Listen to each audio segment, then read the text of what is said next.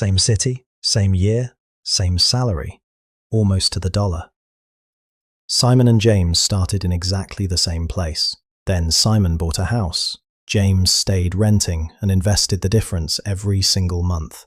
10 years later, one of them is noticeably richer than the other, and it might not be who you'd guess.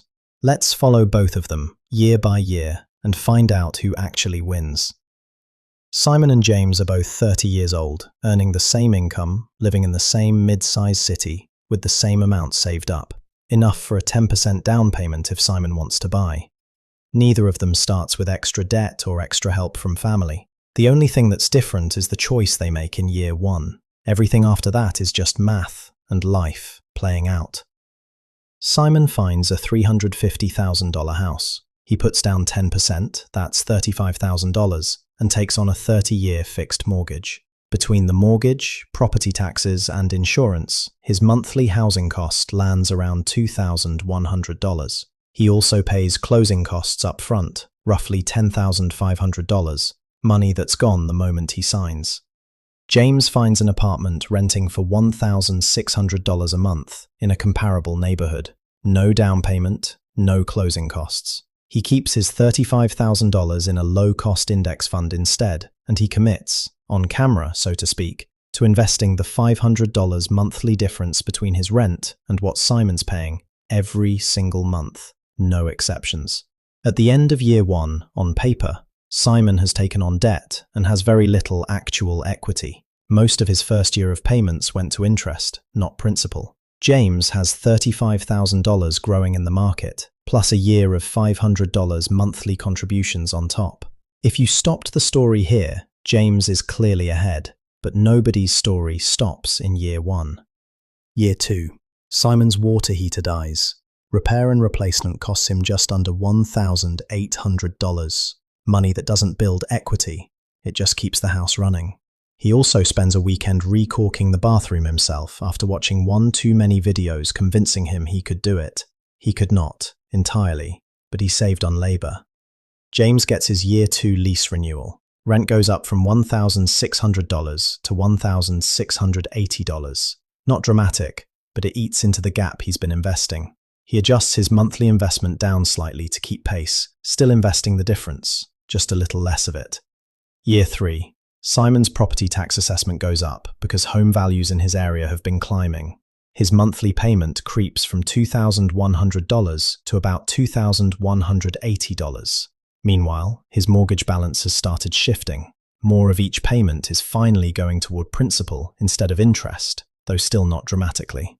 James's rent goes up again to $1,750. His employer also gives him the option to work fully remote. He seriously considers moving to a lower cost of living city entirely, purely because he's not locked into anything. It's the exact kind of decision Simon can't make nearly as easily. He ultimately decides to stay for now, but it's a real option he has that Simon doesn't.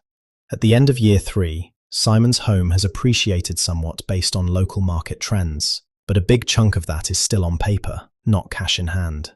James's portfolio has grown from both market returns and his ongoing monthly contributions, even with the reduced amounts some months. The gap between them has narrowed slightly compared to year one, but James still has more accessible, liquid wealth at this point.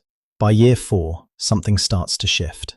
Simon's mortgage balance has been paid down enough, and his home has appreciated enough that his home equity has grown substantially past what he originally put in.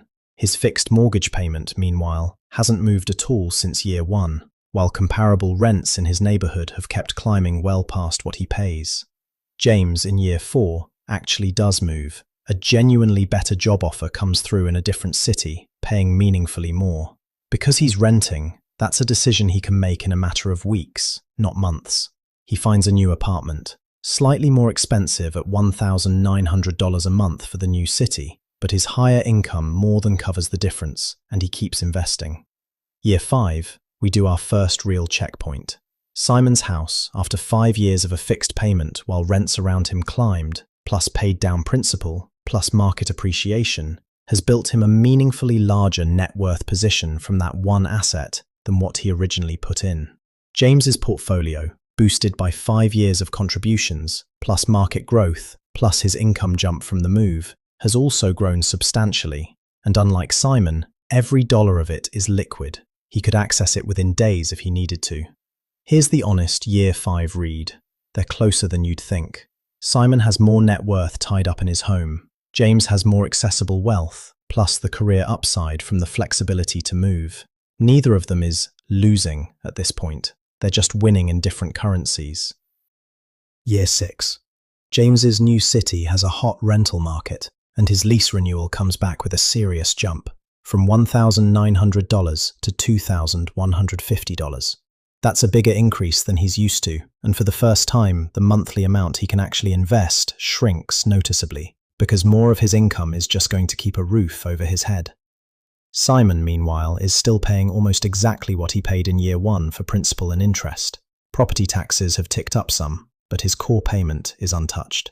He's now paying meaningfully less than James for housing, for the first time in this whole story, despite James earning more overall. Year 7. This becomes the defining pattern for the back half of the decade. Simon's fixed cost keeps standing still, while his equity keeps compounding.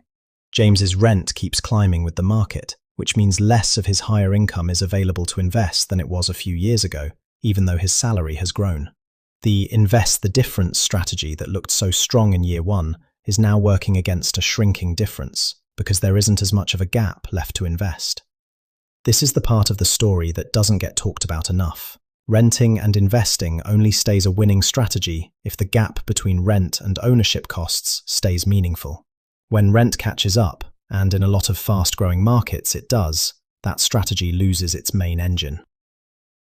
Year 8. Simon refinances his remaining mortgage balance to take advantage of a lower rate that's become available, dropping his monthly payments slightly further. It's a move only available to homeowners. Renters have no equivalent lever to pull. James, to his credit, doesn't stop investing. Even with a smaller gap to work with, he keeps contributing consistently, and the market does what markets tend to do over long stretches. It compounds.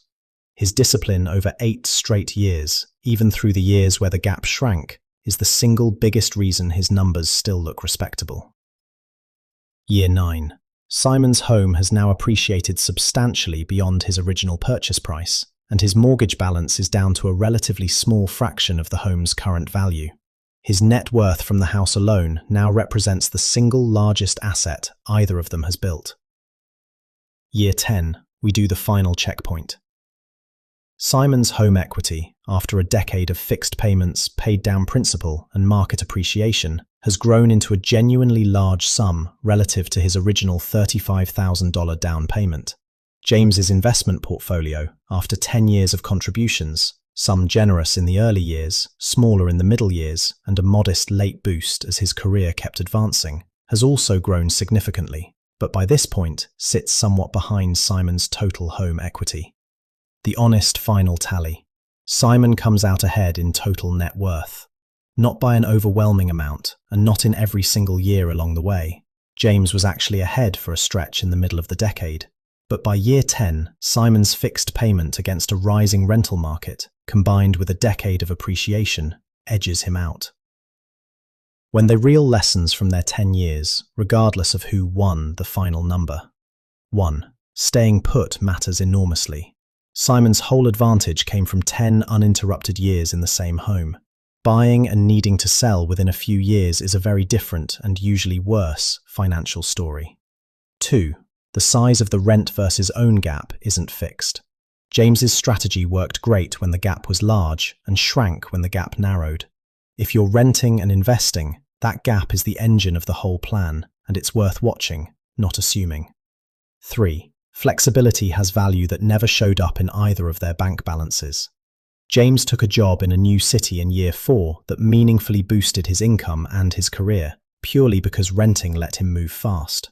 That's a real form of winning that a net worth chart doesn't fully capture. There's no universal winner between Simon and James. There's only the version of their story that matches your timeline, your city's rent growth, and how disciplined you genuinely be with the difference.